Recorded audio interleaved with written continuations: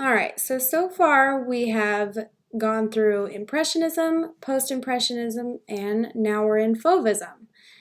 And we're starting to realize that each art movement takes something from the last, but brings something new. So today's question is, what were the Fauvists the first ones to do? Well, we definitely know that they are the wild beasts of color, right? But they didn't start using weird color. That was these guys, these post-impressionism guys like Van Gogh. They were the first ones to start experimenting with color. The Impressionism, first ones to use visible brushstrokes. Post-impressionism, they were like, yeah, we like those brushstrokes, but we're going to start playing with some unnatural colors. And then when we look at Fauvism, what did they do differently? What looks different? If you look at just the elements of what's in the painting, what is different? Well, that's what we're going to be exploring today. What did the Fauvism movement do that was the same, which we know is definitely color and brushstrokes, but what did they do differently? Well, let's look back into some basics of what we've learned. Shape and form are two elements in the elements of art. Shape, let's look at a circle, just a flat circle, right? Form is something that is three-dimensional. Flat, not flat. Two-dimensional, three-dimensional. So going back there,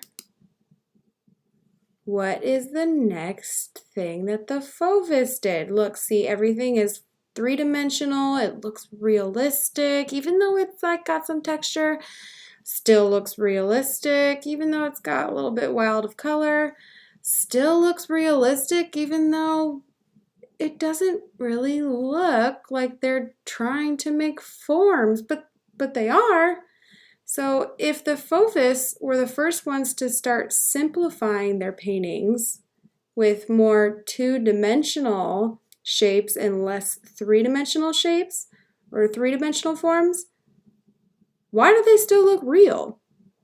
If they're flattening their artwork without, using very careful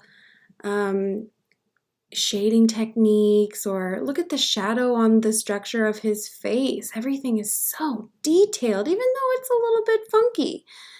But this is funky and it still looks very realistic. What makes it look realistic? Well, let's find out. Let's look at another Fauvist painting that we saw last class. She looks real. It looks realistic. Everything's, looks like a woman wearing a giant hat and she's just got a lot of color around her. If you take the color out, it looks realistic. So it must not be color that makes something realistic. What is it about color?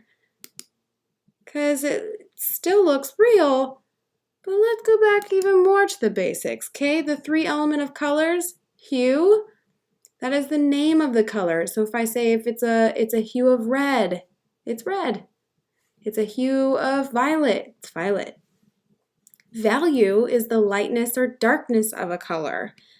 So maybe it's a lighter hue of red or a darker hue of red. Intensity, how bright or dull a color is. So you could start taking the color out or you could put more color back in.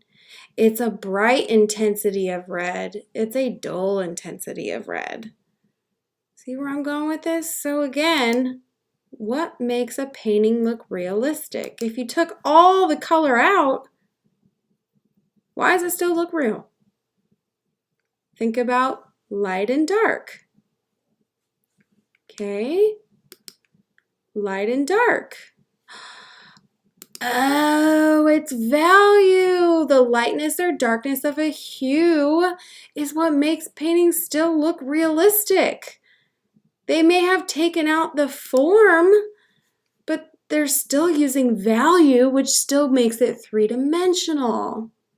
And so that's what I really want you guys to think about when you think, what were the Fauvists the first to do? If they started using brushstrokes, And then they started using unnatural colors. These guys took those unnatural colors and those brush strokes, but what did they do first? What were they first to do? They were switching things up by simplifying shapes. They simplified things.